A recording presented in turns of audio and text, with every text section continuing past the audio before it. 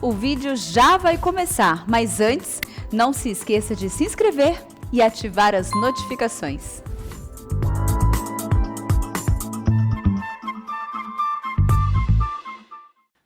Meus irmãos, a graça e a paz de Cristo Jesus a todos que estão aqui, você também que está nos assistindo em casa, Deus abençoe a sua vida. Bem-vindo mais uma vez ao culto restaurado pela palavra. Hoje nós vamos falar um pouquinho sobre casamento, expectativas bíblicas no casamento, lidando com as nossas frustrações. Eu quero que você abra comigo, por favor, a sua Bíblia em Mateus capítulo 18. Nós vamos ler o texto da palavra de Deus, Mateus 18.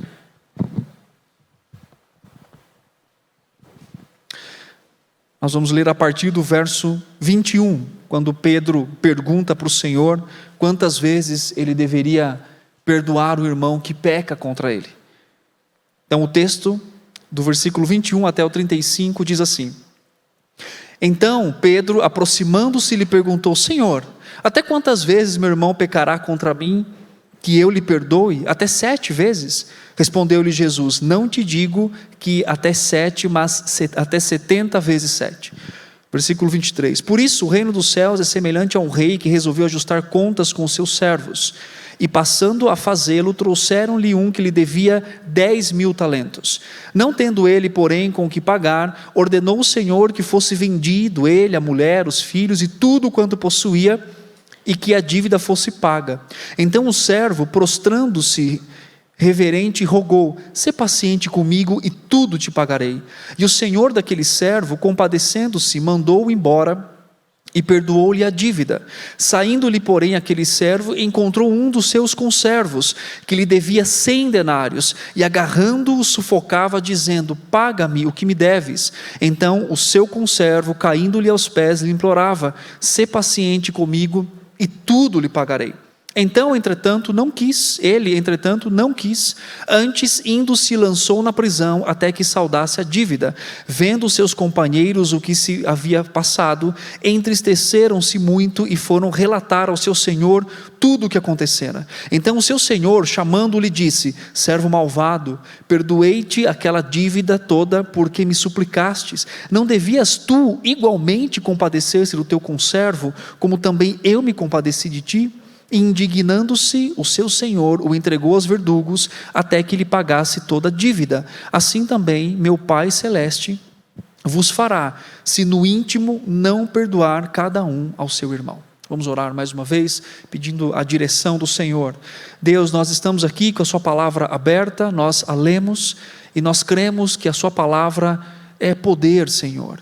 Como o próprio texto da palavra do Senhor diz em Hebreus, a palavra do Senhor é poderosa para cortar, para dividir, para penetrar os mais profundo do nosso coração e trazer para fora e revelar aquilo que há dentro de nós. A palavra do Senhor é eficaz para isso, ó Deus. Por isso pedimos que nessa noite o Senhor fale conosco, o Senhor exponha o nosso coração, o Senhor nos trate, o Senhor nos exorte, nos console, nos anime a viver aquilo que é a vontade do Senhor, Pai.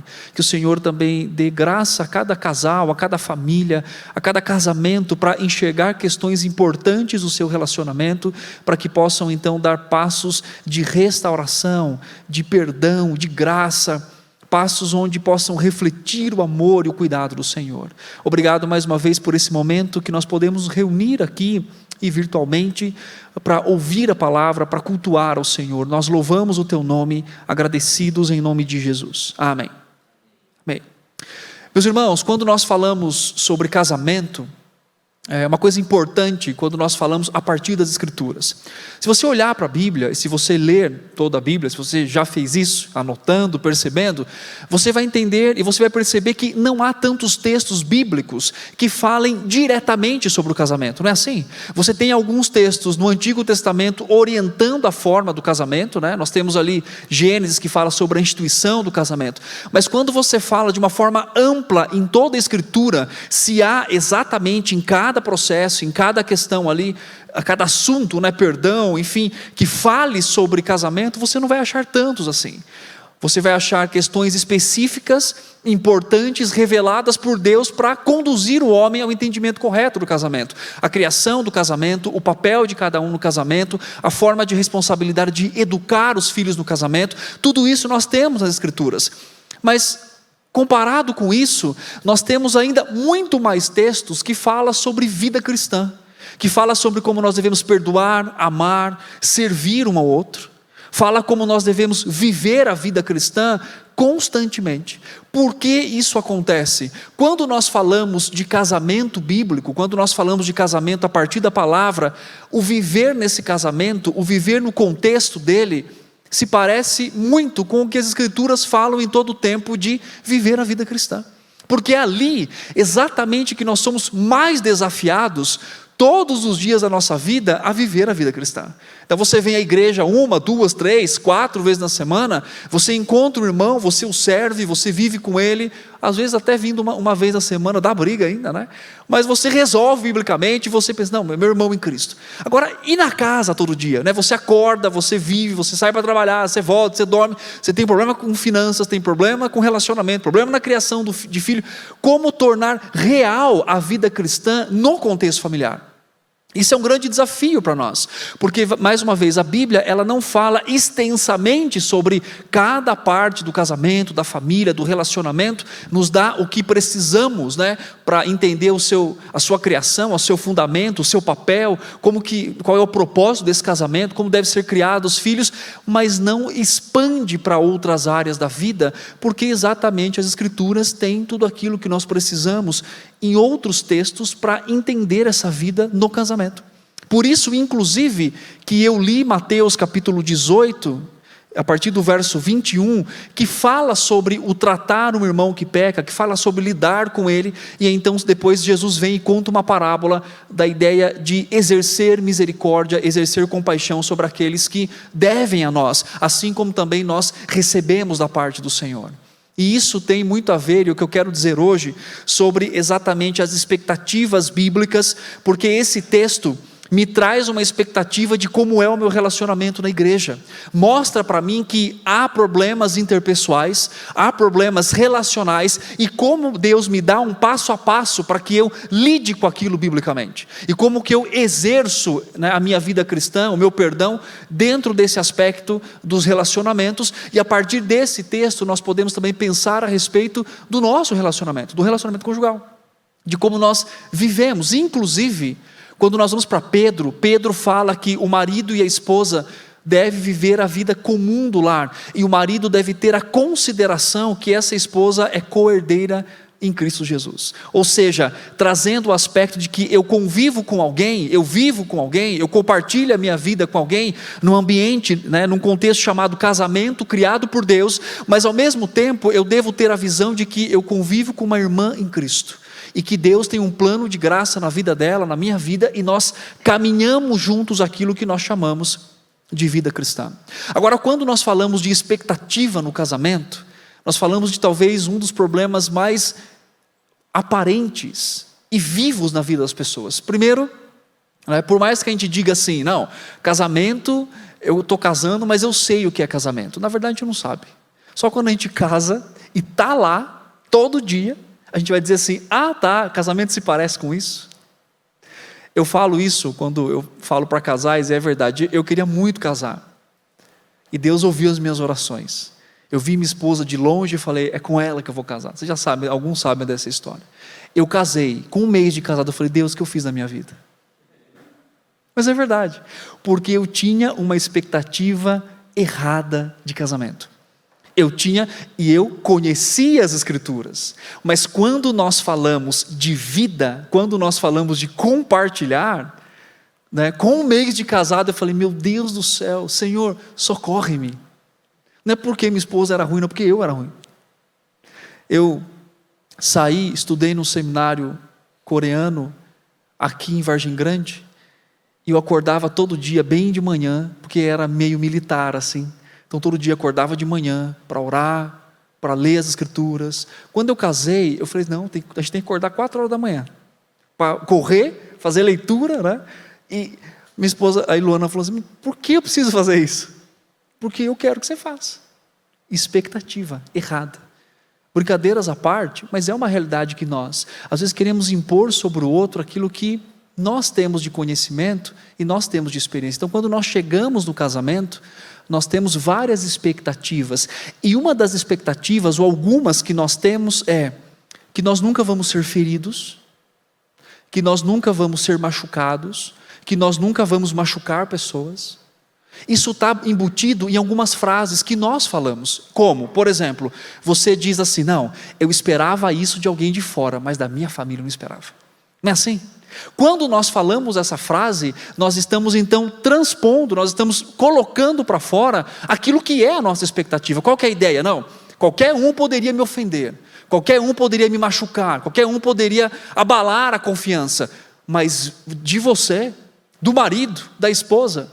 E isso vai minando muitas vezes a perspectiva que nós temos, inclusive, do que é o casamento. Porque quando nós vamos na origem bíblica do que é o casamento, nós vemos Paulo escrevendo aos Efésios que o casamento é um relacionamento feito por Deus, desde Gênesis nós sabemos isso. Feito não para mim, não para minha esposa simplesmente, apesar de que nós desfrutamos desse relacionamento. As Escrituras dizem que o casamento aponta para algo muito maior. E o que é esse algo maior? O relacionamento de Cristo com a igreja dele. Então o meu casamento não é para o meu benefício próprio. Não é para mim o casamento, apesar de que eu vivo e posso desfrutar do ambiente do casamento. Mas o casamento, acima de tudo, tem um propósito maior, muito maior, de expressar ao mundo, de expressar aos filhos, de expressar à igreja o que é o relacionamento de Cristo para com a sua própria noiva, para com a sua própria igreja. E quando eu não tenho essa expectativa, ou quando eu vou com expectativas erradas para esse casamento, então eu começo a me frustrar. E alguns chegam a dizer o seguinte: será que eu casei errado? Será que eu não era para eu ter casado com essa pessoa? A gente tem aquela ideia, né, de que não, eu entendo que Deus nos dirige para que nós casemos soberanamente, Ele nos dirige toda a nossa vida dirigida. Mas existe um tipo de doutrina de pessoa certa, tampa da panela, que mais estraga o conceito bíblico sobre relacionamento do que ajuda. Porque Deus não vai chegar e botar uma seta em cima da pessoa e falar assim: essa daqui. A única pessoa que foi assim, né, claramente, é Eva, quando Deus vem e fala assim: essa daqui. Não é? Depois nós temos o Senhor dirigindo, e Deus faz isso, mas qual que é a ideia? Às vezes as pessoas falam assim: acho que eu casei com alguém que eu não deveria ter casado. Só que esquece que é uma decisão particular, uma decisão por meio de princípios bíblicos. Então essas expectativas, elas vão minando o coração, expectativas erradas, e pessoas podem viver hoje de forma frustrada no casamento. Por quê? Primeiro, acha que casou com a pessoa errada, porque pensa assim: não, essa pessoa não atinge a expectativa que eu achei que ela atingisse, que eu esperava que ela atingisse. Alguns casam esperando ser feliz. Isso não é uma piada, isso é uma coisa séria, no sentido de: eu vou casar para ser feliz. Quer dizer, quer colocar sobre a vida do outro uma expectativa de alegria que ninguém pode dar. Minha esposa não pode me fazer o homem mais feliz do mundo. A única pessoa que pode me fazer feliz é Cristo. É nele que eu sou suficiente. A minha esposa, ela é uma expressão da graça de Deus, da benevolência do Senhor. É isso que a palavra de Deus diz: quem encontra uma esposa, encontra a benevolência do Senhor, o amor, o cuidado do Senhor. Ela é uma expressão da vida, né, da graça, do cuidado de Deus para a minha vida, mas ela não é a minha fonte de alegria. A minha fonte de alegria é o Senhor. E quando nós vamos ajustando esses aspectos, nós temos que entender como que faz esses ajustes, como que eu dou passos bíblicos para entender o meu relacionamento e para também lidar com as frustrações. E esse texto vai trazendo algumas verdades, pelo menos 3 verdades para o nosso coração, relacionadas ao fato de que então devemos ter uma perspectiva correta sobre relacionamentos. Tem um autor chamado Paul Tripp, que ele fala sobre as falsas expectativas que nós temos e que criamos devido ao não entendimento correto, né, daquilo que se passa sobre o que é casamento, tanto de uma forma positiva quanto também de uma forma negativa. E ele diz uma verdade, né, muito do que nós esperamos é a causa também da nossa frustração. E ele diz sobre ajustar expectativas é muito importante para que nós respondamos biblicamente ao casamento.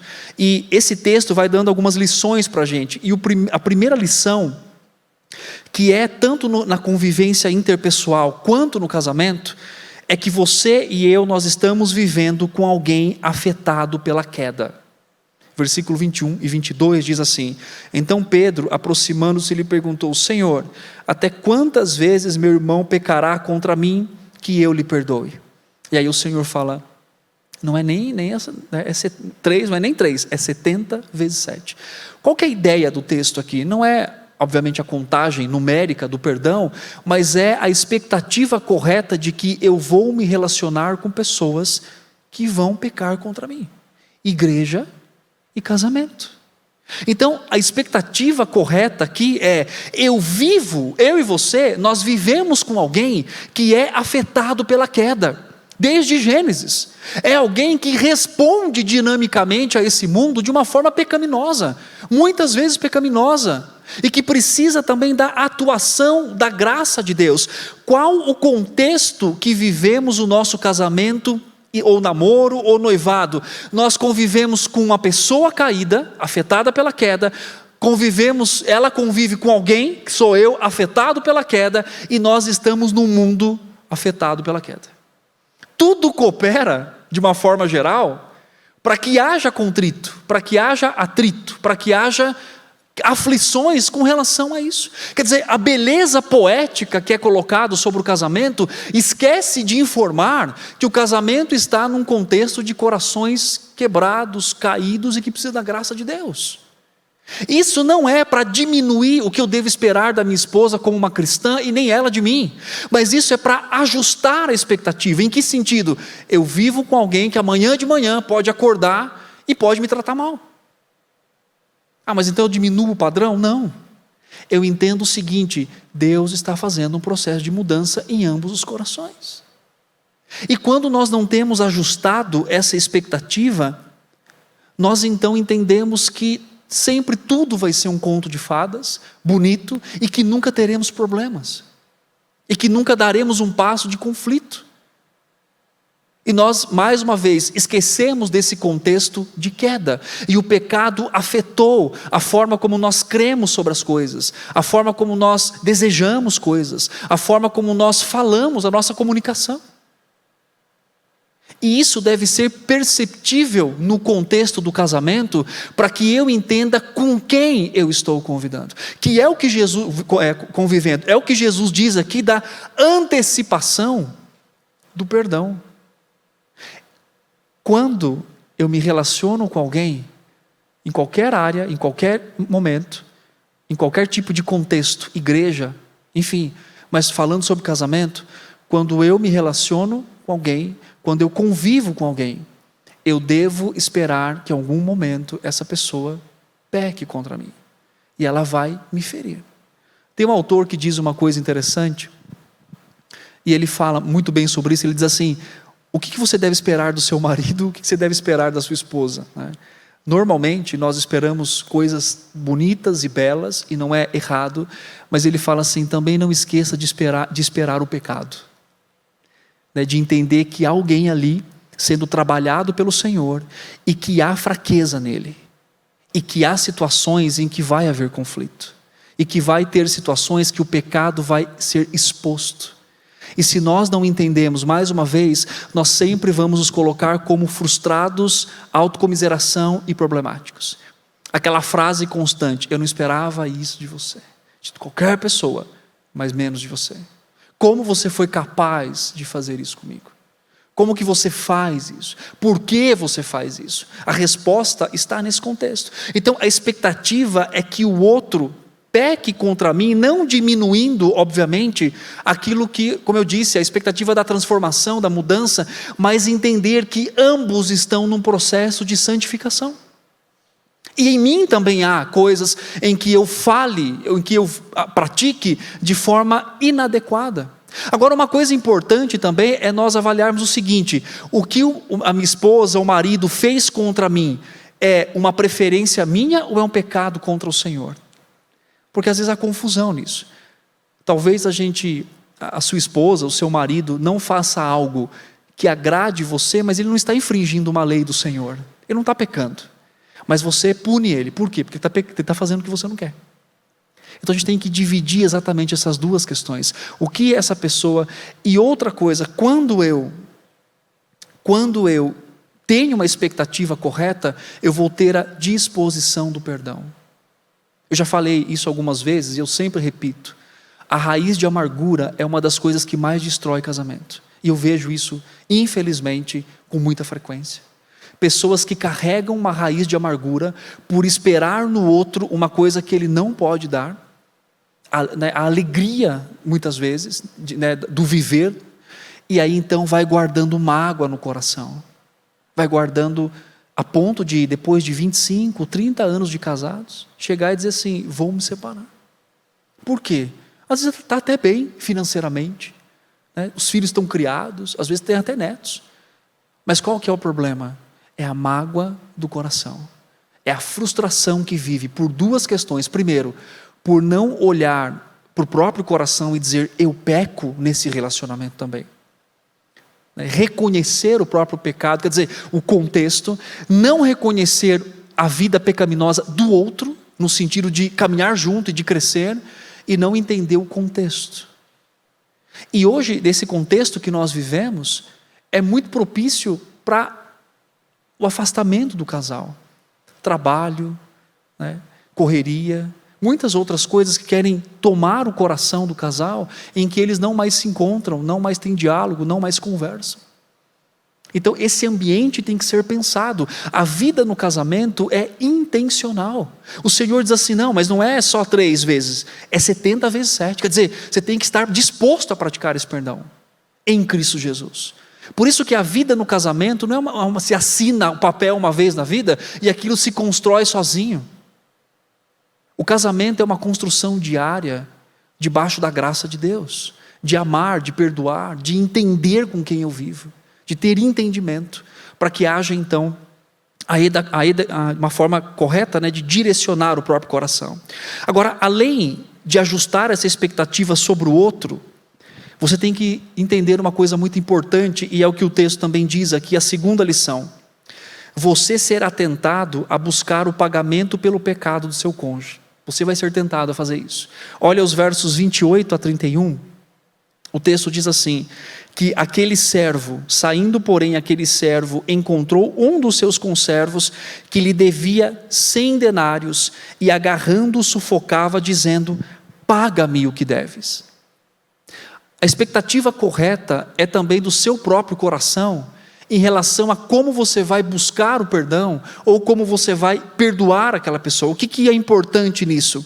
É entender que eu e você, nós seremos tentados em todo o tempo a pedir o pagamento pelo pecado do nosso cônjuge. Tem até um artigo na internet, depois você pode procurar no Google, chama Quem Paga pelos Pecados do Meu Cônjuge?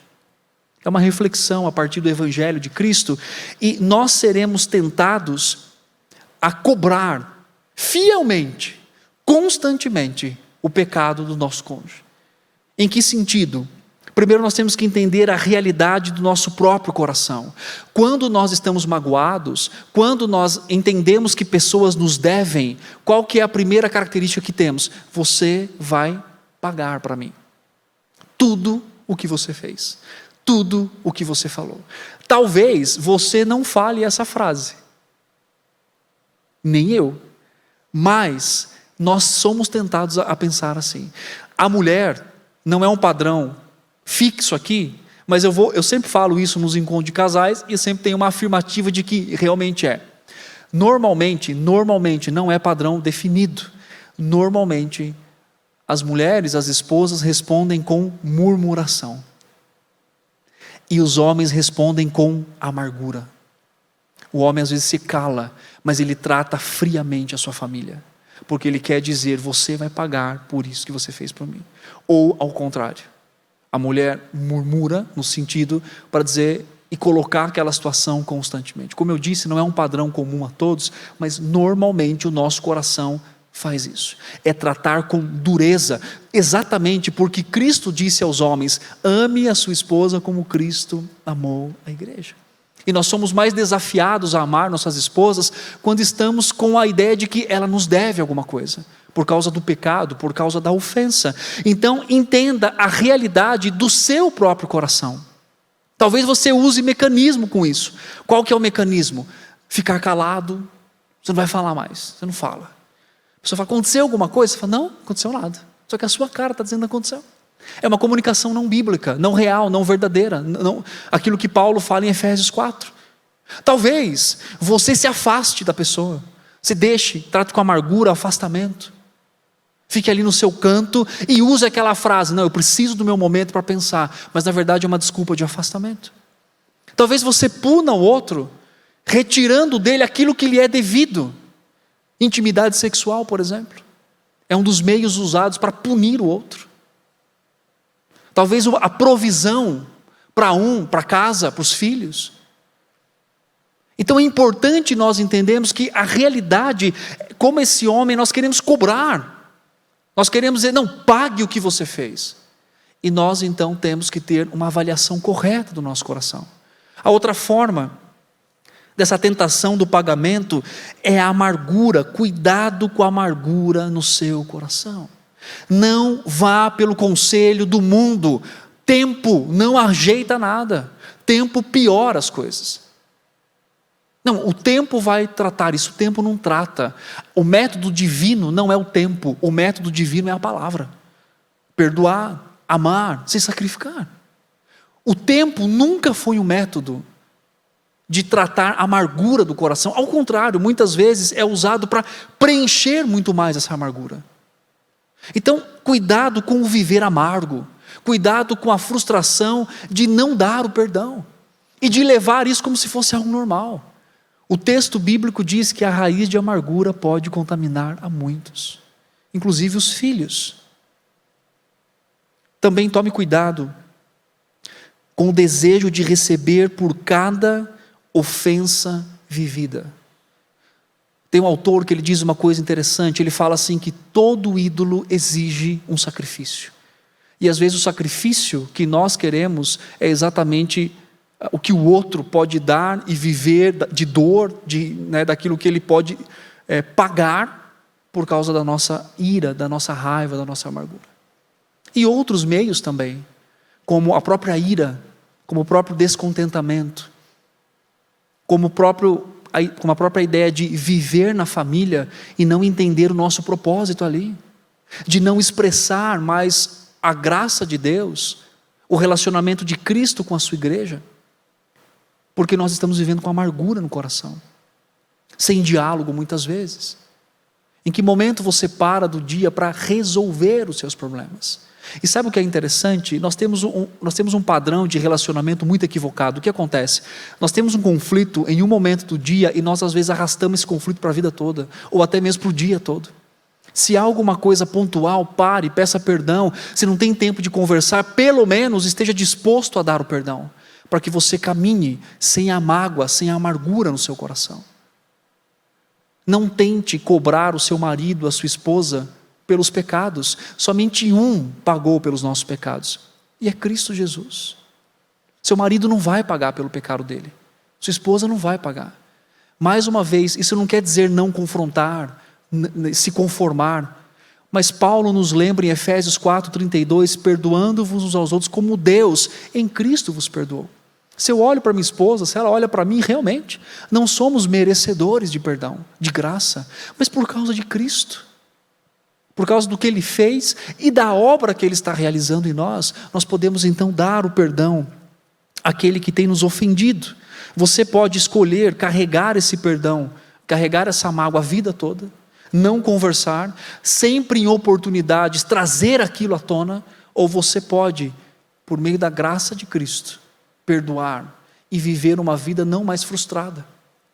O texto também nos dá uma última lição muito importante, que o Evangelho capacita você a uma resposta adequada ao casamento, a uma expectativa adequada. Verso 23, nós vemos o Senhor perdoando alguém que lhe devia muito, e essa dívida era impagável. Quando ele diz, Senhor, eu vou pagar, ele não está pensando no que ele está falando, porque essa dívida é impagável. Ainda que vendesse ele, os filhos, a esposa, todo mundo, não seria o suficiente para pagar tudo o que ele devia ao Senhor. Ele ia ficar preso, ele ia ficar como escravo por muitos e muitos anos e não seria suficiente. Em compensação, o outro era um valor pequeno, que poderia ser pago em pouco tempo, mas ele não dispensa perdão. Isso nos traz também uma coisa importante, a visão correta da graça de Deus na nossa vida. A visão correta da graça nos ensina a forma como nós vivemos nosso casamento. Eu vivo com alguém tão carente da graça quanto eu. E sabe o que às vezes acontece? Você e eu, nós pecamos, e a gente fala para o marido, para a esposa, não, mas eu sou pecador mesmo, eu preciso da graça. Mas quando alguém peca contra nós, o marido, a esposa, o que nós queremos fazer? Agir com justiça plena. Como? Está pedindo perdão, mas fez de novo, né? De novo?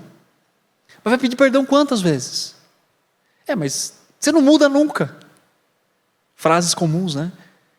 Está vendo? Eu quero ser uma boa pessoa, mas você não deixa eu ser. Porque é o jeito que você é.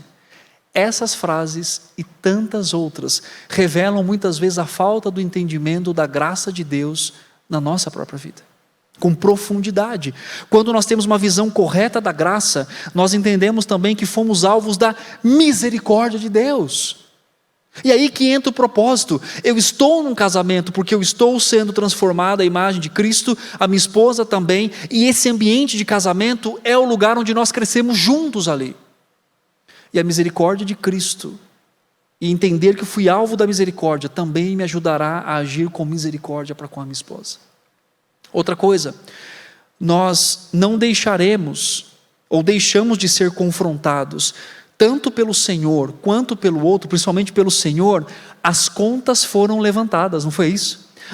Aquilo que eu disse, não é passar o pano, não, tem que ser misericórdia, nunca falo, não é isso.